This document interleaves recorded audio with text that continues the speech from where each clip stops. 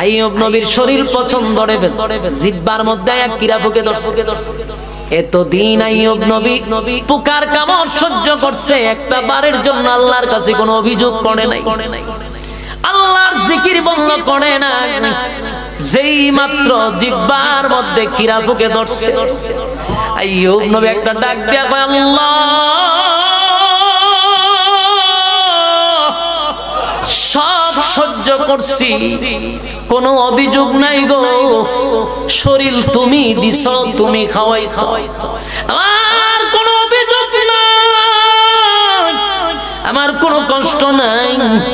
কিন্তু আল্লাহ আজকে আর পারলাম না, যেই জিহ্বাটা দিয়া আমি তোমার নাম উচ্চারণ করি গো মালিক, আমি তোমার নাম যখন জপি আমার শরীরে কিরা পোকের কামড়ের চেয়ে তোমার নামের মজা অনেক বেশি।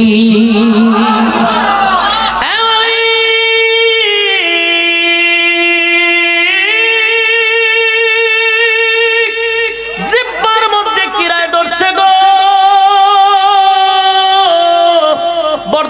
করতে পারি না, বরদাস্ত করতে পারি না। আল্লাহ আমার জিহ্বার মধ্যে তুমি কিরা পোক লাগায়ও না, আমার যেন তোমার ডাকতে কোনো অসুবিধা না হয়। আল্লাহ বলেন, ফেরেশতারা রে আমি আর বরদাস্ত করতে পারি না, আমার আইয়ুব আমার জন্য এই পরিমাণ ত্যাগ করছে, এই পরিমাণ কষ্ট করছে, একের পর এক পরীক্ষা দিছি, আমার আইয়ুব পরীক্ষায় ফার্স্ট ডিভিশনে পাস করছে। এবার জিহ্বার মধ্যে কিরায় ধরছে, আমার আইয়ুব আমার কাছে দরখাস্ত করছে তার জিহ্বাটা যেন আমি হেফাজত করি, আমি আল্লাহ পারতেছি না।